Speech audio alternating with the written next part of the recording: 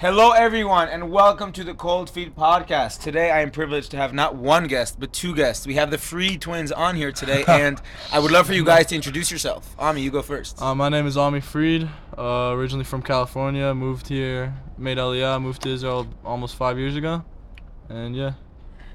I'm Noam Frid, I'm Ami's brother. I'm also from California. I moved here 5 years ago, and I'm ready for this podcast, man. So it's a really big privilege to have them. I think we've been speaking about dumping them in the ice bath for quite a while. I've trained with them both in my gym and on the national level, and seeing them on the field constantly. And what we really want to dive into today is diving into the mind of a 16-year-old and an 18-year-old who not only play a wide variety of sports, but also grew up perhaps differently from a lot of the viewers out there, grew up in that age of technology, grew up in a certain way, certain parenting, immigrated from the States to Israel. These are things that not all of us have accomplished in our life. So, first up, what is it like growing up in an age of technology? And I want to give some background in that. So, like, I and Jamie here / Eitan grew up in an age where we didn't have phones until like our young teenage-ish, less or more. I remember as a kid, if I wanted to play Millsbury, I had to ask my dad about the dial-up modem, because if I wanted to use the computer, it's pretty cold, huh? If I wanted to use the computer, they had to not be able to use the phone line. So I barely had access to computers and games and phones and all this stuff, and because of that, I grew up a bookworm. I grew up reading instead. So what's it like? Grow up in this age where you have phones from the age of 2. So for me, I personally think it's a little bit dangerous, and it's not so good. It's not so good since the fact that the way I see social media, even though I would say I use it every single day, I'm on it all the time, and I often catch myself scrolling when I don't want to be, doing I have something productive to do. I'm like, oh, whatever, I'll sit on my phone. It ends up turning into 30 minutes. And I feel just honestly, I get upset with myself, because I don't like to. So I think it's dangerous because it's extremely easy to become addicted to it, such you could just find yourself scrolling for hours, even when you have more important things to do. So I feel like I'm lucky since I know that I'm aware that it's bad for me. But I know a lot of people who don't know, and they find themselves, they're just on their phone for hours and hours. And I would say even a goal of mine is to eventually be completely off social media. I was even thinking about it a bit yesterday, if I could ever delete my Instagram account, actually delete my account, if I would ever be able to do that. Sometimes I've deleted the app, but I've always kept my account, because in the back of my mind, I always knew I'm going to download it. And I was thinking if I could ever just actually delete my account, never go back to it. And I was thinking it wouldn't happen, because I have things there that matter. So it's kind of just a weird relationship, I want to get rid of it, but in the end, I want to see who's winning the NBA Finals, so Exactly. it's a hard balance. What about you, Ami? Same, I agree 100%, but I think it's very important to be aware about how often you're using it, and how you can get caught in it, and whatever the things that you can find, and where you can lead to. I just don't like to be scrolling for so long, you know what I mean? Mm-hmm. I'm not a fan. You'll catch me saying I hate being on my phone, or I don't want to be on my phone right now. Just go outside. It's really fascinating to understand the relationship we all have with our phones, and I very much resonate with what you guys are saying. We all love and hate it. I went through the same dilemma 3 weeks ago when I chose to take a week off Instagram, and the person I was being accountable to, where we both said, hey, we're gonna stay off social media for a week, she's like, what if we delete our accounts? I'm like, no, I have so much invested in my account, and my account is so much invested in me. I'm very heavily invested in my social media, and my social media is my main advertising revenue. With that being said, I don't really struggle with scrolling so much. I struggle on the opposite end of the spectrum. I struggle with constantly wanting to create content and document my life. So instead of just going on a hike and just enjoying it, sometimes I'll be like, hey, I want to, here's how to hike correctly, and here's how to walk correctly, and here's how to cold exposure correctly. So that's my real struggle. But the reason why we all have this love-hate relationship, it relates to the hormone dopamine. And after an hour of scrolling, when you finish scrolling, how often do you hear someone say, wow, that was so much fun, I really enjoyed scrolling on my phone for an hour? Never. That's a Never, good point. right? Yeah. You've never heard that. Because when you scroll through Instagram and you get a like, and you get a notification, and you get a message, and you get a comment, and you get a story share, it releases dopamine. But dopamine, like any happy hormone, peaks and then goes down. Yeah. So you get the dopamine fix and it goes down. You get the dopamine fix and you go down. But overall, in the greater scheme of things, it's almost artificial. You're not truly accomplishing things by being on social media for an hour. You're fooling yourself temporarily. It's You like always feel regret afterwards, you know, like Exactly. especially if like for me, like I would find myself, you know, I have homework, I'm in school, right? I have a test I need to study for, and I'm like, gotta study for this test, but then like I just go on my bed for 10 minutes and it turns into like 30 minutes on my phone, and then I'm like, damn man, I'm stupid, you know, I should have studied. And then I just find like it's interesting for me because I really feel like I really want to stop, you know, I don't want to be on Instagram, you know. It's also good to be in like real life a lot, but I just always find myself going back, and like I've tried deleting the apps multiple times, but it's just I've always re-downloaded it. So it's interesting to me. Like I can never find myself deleting the app. So I guess it will have to come down to like that willpower to actually to want to stop. You know, you have to rewire your brain, saying like this is not the dopamine that you want. You want the dopamine from studying for that test and then getting 100 on it, and then like you'll feel a lot better than after you scroll. You know. Or you just create videos like you were saying. If instead of scrolling, you just like create videos as in like revenue for you. Or, yeah, it's definitely better than scrolling. First understand that the feelings you're feeling are not your fault, because Instagram and Facebook and candy bars and video games are designed to keep you on forever. Name me one modern day video game that you can beat. Yeah. There's none. It's endless. Even if you quote beat the game, there's still always things to do. Yeah. That's designed to lure you in. So Instagram and Facebook are the same way. It's an endless feed. There's endless stories and endless interactions. But by the time you finally went through the whole feed, it says, ding, new posts, new stuff to read. So there's a few tips and tricks that I use to deal with social media.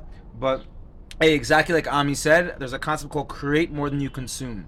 So if I consume and I spend 60 minutes to 2-3 hours a day on social media, I want to try to create equally. Now I don't necessarily have to create content on social media. I could create through sports, art, singing, time with family. There's so many other ways to create things, but the more you create, you'll get true dopamine, like healthy dopamine, so to speak, instead of getting this artificial boost.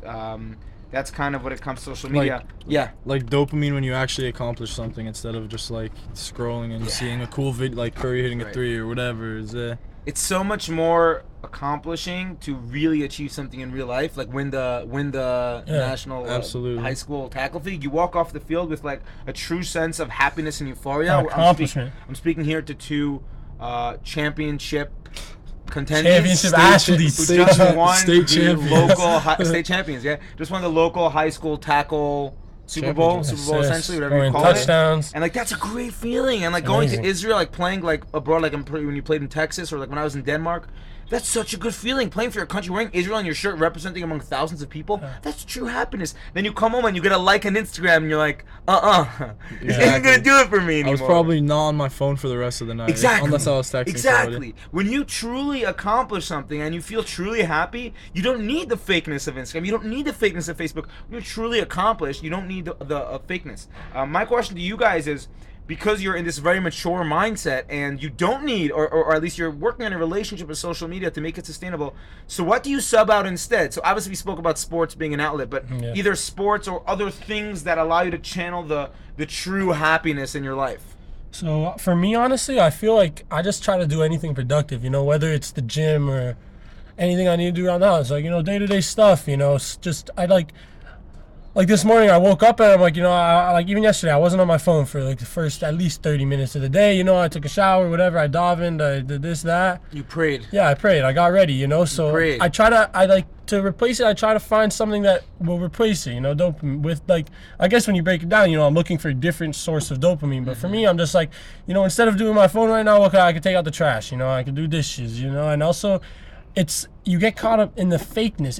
Instagram is fake. It's not real. It's not real dopamine, you know. Like, it's not something that you actually want, you know, that you actually want to be productive, you know. You want to get more stuff done in the day, whether it's taking out the trash, doing the garbage, reading, completing something that you've been working on, hitting like goals or something. That's what you really want to be doing, instead of, because I feel like when you're just scrolling on Instagram, your brain dead. Your brain is turned off. You're mindless.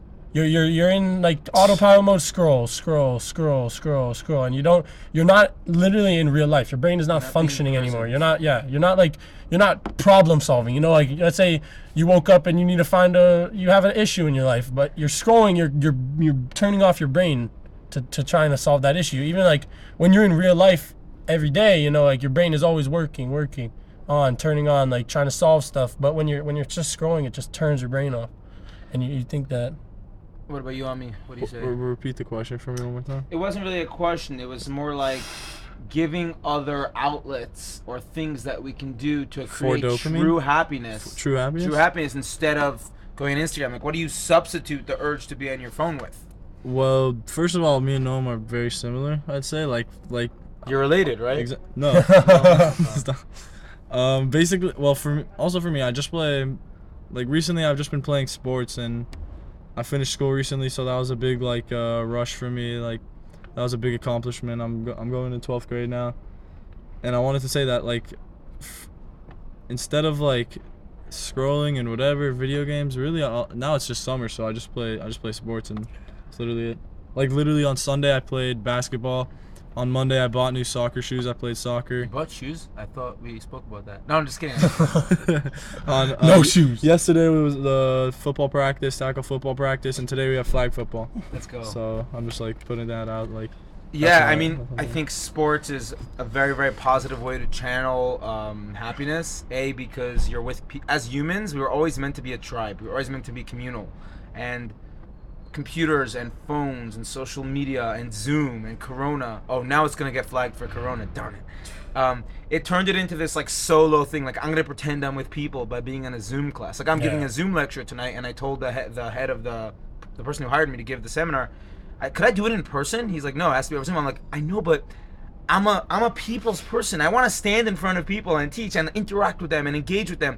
I don't want to be like in a Zoom class and be like, excuse me, sir, can you turn your screen on so I can ask you a question? Like, you guys experience more than me in school. I think I'm struggling a bit with the cold. We could talk about Zoom. Yeah, That'd be hilarious. But, like, sports are essentially the continuation of the tribe life, where we hunted together, we fought together, and we conquered together by bringing the deer home for dinner, or the berries if you choose to be more of a well, also, I vegan. feel like the championship was like a perfect example of like the proper source of dopamine. You know, like now people think, you know, dopamine, it's a lot more satisfying when it takes time. You know, when you grind for it. You work for it. It's like winning the lottery. Exactly. It's not like if you ask someone who's scrolling for an hour one productive thing or interesting thing that they actually saw, they probably won't give you anything. You know, they'll be like, yeah, I saw some motivational videos. I saw that if you buy this crypto, it's going to blow. Like, you know, like, it's stuff like that. But, like, for the championship, I remember, like, this whole year we were grinding. We had practices with, like, 8 people less. Like, I remember I hurt my hand over, like, whatever, and I was like, damn, I shouldn't go to practice, but I still went to practice, you know, and, like, I really went to practice. So, like, after we won that championship, like, that was like real happiness. That was like real dopamine. Like, I never felt something like that. Like, such relief, and like my work paid off. You know, something that I was grinding for. You know, like all year I played tackle football for 3 years. Like, I wanted to win this championship. It was like it literally came full circle, and that was a million times more satisfying than anything you would ever get from like quick dopamine scrolling or stuff like that. Working towards a long-term goal is one of the most accomplishing things you can do. Like, when I wake up in the morning, I have my long-term goals that I'm working on, and I know I'm not going to achieve them in a day. In fact, I'm not going to achieve them in a year, and I may not even achieve them in 10 years. But knowing that I'm working towards them, like your practice towards championship, is one of the best things to do, because you're always tapping into that potential that you have, that end goal that you have. Let's really dive into sports. So Ami here was just like, yeah, in a given week, I just like flag football, basketball, soccer, tackle football. What sports did you guys grow up on? Every sport. Besides probably every sport besides baseball, hockey. Could you go through every sport? Because I'm sure everyone listening definitely. So has like different sports in the world. Like, I'm sure you didn't grow up on cricket. No, definitely not. Okay, so I first started out by playing soccer and like football, like on the street with the boys, like football, like brown football. Yeah. American football. Okay. Soccer, and American football, like on the street. But I played soccer on a team for probably like 4 or 5 years, and then we made Aliyah, and I never really actually no. Made Aliyah refers to when usually Jewish people return to their homeland. Yeah. Boom. And we played basketball like on a little kids team, and that was really it. And then when we came to Israel, that's when it really popped off, because then we really we were just playing like freaking Fortnite all day and basketball or whatever. We just were finding new stuff to do, everything besides like school and this and yeah. What did you do become pro skateboarders? Well, we started. Forgot about that. So personally, we started skateboarding probably like 2 years ago. Recently, we've cut down a bit, but like last 2 Shabbases, I was at the skate park, and I was just like good. Like basically, we started with my friends, right? We at first we started longboarding, which is essentially a longer board, bigger wheels, and more built for speed, less tricks. So we'd go to like a frat with my friends, go down these huge hills, you know, chill all For day. that rush. Yeah, Exactly. for that rush, you know, go down the hill super fast and like you Yeah, can but what crash, happens but you after don't. you go You down should to the see bottom of it. the hill? What do you have to do? You have to go back You have up. to work for it, right? Exactly. Yeah. Tying into that reoccurring theme of you have to earn your reward. You walk, Exactly. you Can't walk up the shortcut. hill and Exactly. then fly It's like back snowboarding. down. And also, like I Exactly. learned from skateboarding, like the importance of like I remember like my first 2 years in tackle football, like I was really bad. Like I was not that good. You're not the only one. Like so I'm saying like I wasn't good. I would always get tackled. I remember I had this one play where like in my first year playing, we played versus a team, whatever. And like I remember I made a nice play, like I had like a corner, a post, whatever, like 30-yard play, but I got hit pretty hard, and I went out because I was like, you know, I made the play, but I got hit hard, so I was like, no, I'm out. I got hit hard. But like I feel like skateboarding and I guess stuff in my life, but when I just think of it, I think skateboarding really taught me how like you have to try multiple times, you know, like even if you're gonna like in skateboarding, it's very rare to do the trick that you want to do on your first try. What you're saying is, in skateboarding, you have to fall down 100 times and Yeah. keep on getting back up until you accomplish that 360 ollie you wanted Yeah, to do. and it's like it takes half a second to land that trick. Pretty much, you're in there for half a second, but it's that grind that, you know, like it's cool. Like the it's a thing with the repetition. human brain, you know, like you have to fall in love with.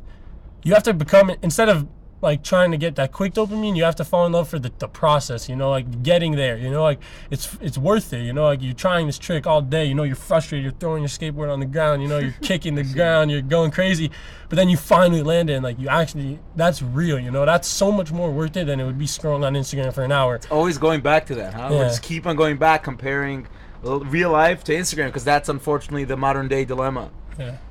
It's modern day dilemma. It's interesting too, because you know, it's like, what would you rather do, you know, in your life? You know, would you rather you go the easy way, find all the quick dopamine all the time, go live your life like, you know, look for that quick fix, that quick fix, that quick fix, or like actually you spend time and learn how to grind and how to like put time in to something positive, and you know, like even if you're failing like 10 times, you know, like let's say it takes you 20 days to do something, you know, like you're trying to do this one thing every day, you keep failing, but you just don't give up.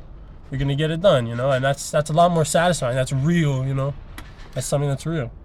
I'm not a neuroscientist yet, but I think that the reason why all these things are so pleasurable is because every time you fail, essentially in skateboarding, that's like 1/100th of happiness, because you know that if you do it 99 more times, you're gonna accomplish it. Right, so you're kind of tapping into. In fact, I know we keep speaking about the term dopamine, but like dopamine gets released both with pain and pleasure.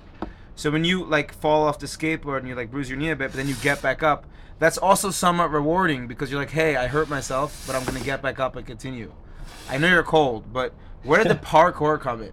You skate like you only parkour. mentioned like 4 sports. Then you like Oh, when we yeah. hang out, you're like, yeah, we do like 35 sports in a given day. It's like you skateboard, you parkour. Where's the parkour? The segment of life? parkour that came from day one, like the first time, like just from like it started. Because you were born out of the womb and you just started like parkouring? Exactly. Like I jumped out of the womb and then I found a trampoline, I guess, and I was like, I saw somebody do a flip. I can't remember where, and I At was 1 just day like, old.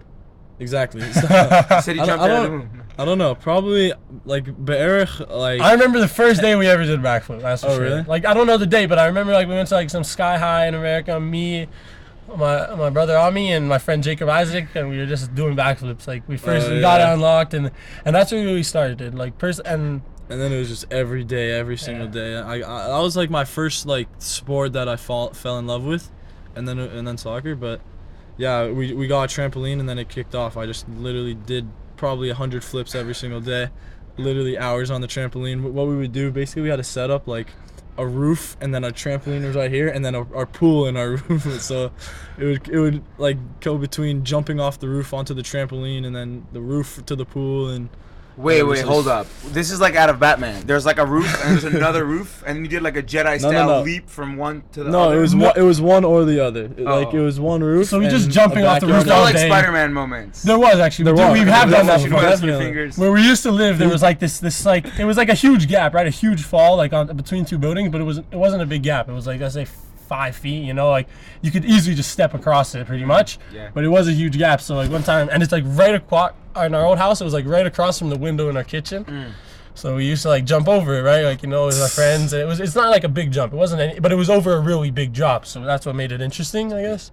And one time, my mom was like washing the dishes or doing whatever in the kitchen, and she sees these kids jumping across the roof, and she goes out and she's yelling, and then she realizes it was us, and she was extremely upset, man. She was upset. That was a very funny Dive moment. into parenting soon. That's an interesting. Imagine you're washing the dishes and you look to the left and like your kids kids are are jumping jumping. across roofs. But I also remember in our old house, we used to have like this.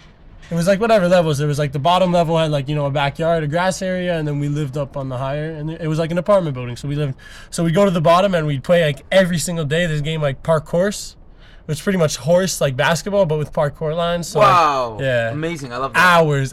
Wait, with a basketball? No, with the parkour. Oh, like, you don't have to like let's say mimic. You have to like mimic his trick. Yeah, and if you can't do it, you would do like dude, a me and line. Noam would battle it out there. Oh man, yeah. And we would invite all the friends. What age were you guys when you were doing this? Like 14 probably. Okay, so 12 and 14. This is like what I preach as a strength and conditioning coach about exploring movement, right? So tonight, when I teach the like strength and conditioning for like the AFI coaches, a big emphasis that I'm going to be giving, and they want me to give, is how to train youth athletes. So I think there's a certain misconception about youth athletes, like, oh, let's take them to the gym, let's squat with them, and deadlift with them, and hinge with them. No.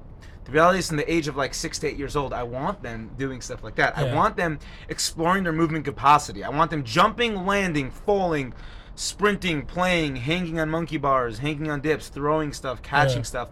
And then when they get to the field at 15, when did you first hit the field? Like 14, 15 years old? They have an athletic base, because like I can't squat 100 kilo with you or 50 kilo or 20 kilo with you in the gym, and guess what? You're probably going to find it pretty boring. Yeah. What you can do is play as a kid, and the more playing and exploring that you do as a kid at that young, tender age is going to develop you, so then when at 15 or 16 or whenever it is you hit the gym for the first time, squatting is not a new movement for you. Yeah. And you may have never called it a squat before, but you do this all the time when you jump, land, poop, get up from bed. It's like me seeing you guys dominate on the field. I don't get the credit. You guys get the credit because you played all these sports as a kid. And I wonder how that what do you guys think about that? All these sports. Well, I think that's like, well, with a kid, like, it was only until I was like, I feel like I was only really 13 or 14, like I said, skateboarding, 15, when I really learned, like, about sports, where like you actually have to never give up, and you actually can't step out, and you have to give. But I feel like if you're even like, let's say, a better position, and you're skateboarding when you're 8, and you can figure that out when you're 8, like the importance of not giving up, and the importance of, even if you fail a trick 100 times, you keep going. Like, a lot of people don't have that. A lot of people will never be able to learn that in their life. Like, eventually it'll come to them with age, but you could, let's say, like, there's kids, like there's this 10-year-old on Instagram I've just seen, whatever, he's skateboarding, he's doing crazy stuff, sponsorships, like, his brain is extremely advanced for a 10-year-old, because he knows that, like, he's doing these tricks that are insane, like, and he fails 100 times, but he knows that he's gonna go, he's gonna keep going. So by the time he's 20, I feel like he'll have an evolved mindset, like he'll have a compared to someone who's never played sports in their life. Like, I feel like sports is just a way. Sports is like a good example for life, in the fact that, like, you need to put time in to get the results. You have to put equal time and you'll get equal results. And like people eventually find that out, in life. But if, let's say, you're playing sports from when you're extremely young, athletic, like, I remember Ami, like, I don't know why I never played soccer when I was younger, but Ami was really good at soccer, and like, he actually understood, he played in a championship when he was like 10, in a championship game in that environment. Like, if you're 10 and you've already been in a championship game and understood like the hours that you put in to get there and wanting to win a championship, it's very important. Like, and you'll be farther ahead than someone who's just gonna get that naturally from living in life, like understanding, like. Well, you don't inherently get that naturally from life anymore. It used to be that when we were living in the wilderness, let's say, and we didn't have homes or electricity, so you kind of learned the hard way that if you don't, gather enough straw to keep your bed warm at night. Speaking of warm, how are you guys doing? Chilling hard? Chilling hard, pun intended. We'll finish up shortly. If you didn't gather enough straw, or if you didn't help with the hunt, or you didn't pick enough berries, you didn't have food. Yeah. Exactly. You learned the hard way. I don't think in the modern era that kids, or even adults, I know 40-year-olds who still have the mindset of a 5-year-old, learn that unless they experience sport or experience a good education. Yeah, like I was saying, sport is just an example for that one thing, but there's plenty of things that do that. Correct. That teach you the long game, that teach you the long reward. I feel like sports is just like that golden thing. Like, it's just one of those things that, like, you could actually. Correct. It's like one of those. I think it's like the best hobby to have personally. I agree. Like, you have to have sports something. without a like doubt. sports, like working out, whatever. But sports were like you could. express your athletic ability and do what you want Yes. and have the ability to make a sick play, Yes. you know? Like, I feel like there's stuff, you know, reading, like, there's hobbies like that, skating, but I feel like sports is like that golden one. Like, if you're good at sports and you love playing sports and, like, you've gotten better at sports and you've tried to make yourself better at sports, it'll shift your life. Yes. It'll make you see life from, like, the way you're supposed to look at it. I totally agree with everything you're saying. I think with sports, also as someone who plays a very, very large amount of sports myself, you get to grow as an individual, like on your personal athletic attributes. You get to grow as a teammate. You get to be kinder and nicer and be able to bond with the rest of the team. And all the things you do in your life affect your game day. So, like, are you putting the work in the gym? Are you sitting in front of a computer all day, slouched over, like ruining your mobility? Are you eating well? Are you sleeping well? So all these things are working towards that end goal of sports, which ties into end goals. We're almost done, guys. Whereas if you just, let's say, work out at the gym without any end goal and just to like, I just kind of want to look good, there's no concise chocolate end goal. I want to look good is not an end goal. Okay, I look good. Yay, now what? Sports, I want to win championship, right? Exactly. That's an end goal. I want to be in the Olympics in 2028. That's a goal of mine. I'll be there. What will make it happen? I'll work towards it to be there, right? Exactly.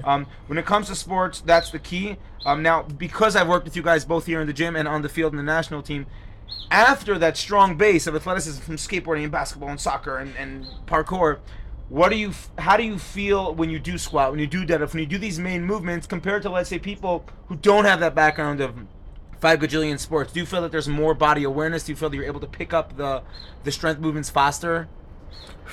Definitely. That's a little bit of an interesting question because I know, at least I have a friend who has played sports his whole life, right? But he's pretty tall. He's pretty tall. He's like built a bit like, you know, he's tall, but he does have trouble squatting and he does have trouble like, you know, doing movements like that. But like squatting is the main thing, you know, because squatting requires, like, you have to be pretty flexible. Range of motion, yeah. Mobile.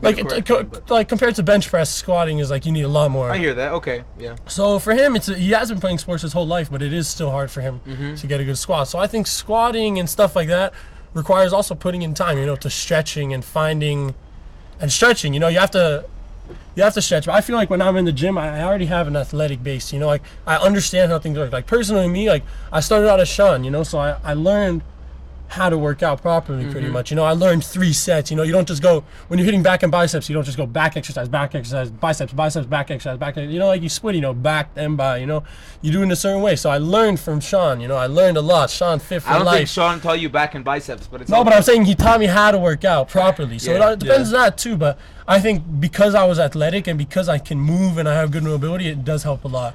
Yeah. I find myself, I know how to do proper form, and I see Correct. people who don't do proper form, and usually they are unathletic. Correct. So that's like super important. The fact that Noam and Ami here, we're always moving in all sorts of ways as an athlete. When they come to the gym for that first time, whether it's 12 years old, 15-year-olds, they know how to express themselves in a full range of motion, and they don't have mobility restrictions, which is so important to develop. I also think that at that young age, it's less important to be the strongest man or woman in the world. It's important to learn how to train successfully. If you set up a youth to learn how to move their body and express it in a large range of motion, you're setting them up for success.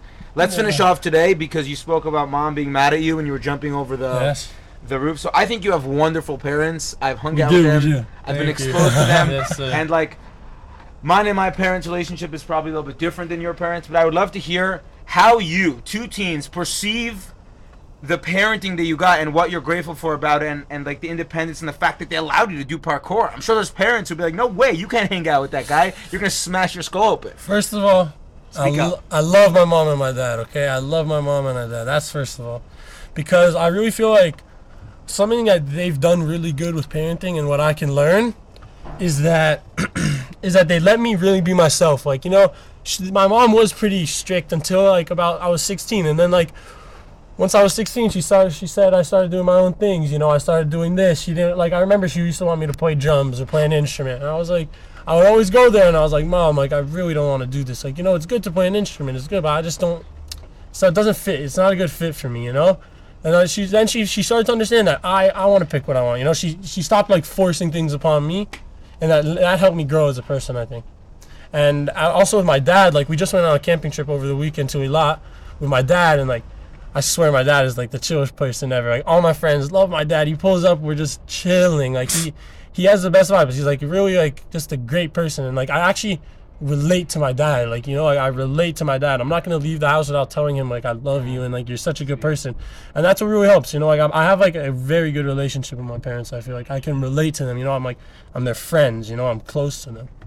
And that's beautiful. What about you, Ami? Agree completely, but I think my first of all is that like we're so lucky because we have parents that are like very on top and very like on top of us, as in like they're always watching us. They want to know where we are and they're compassionate. Like they really believe in us also. So I feel like everything we do, we're very lucky because we have people supporting us from behind. No matter where we are, like no matter where we go, we'll get a call or a text like, "How you doing?" Okay, so that's important, just like first of all because it's always good to have support, and I'm very thankful for it because we would not be here if it wasn't for that. I think we would In not. the ice bath, you mean, or in the Israel? ice bath. Oh, okay.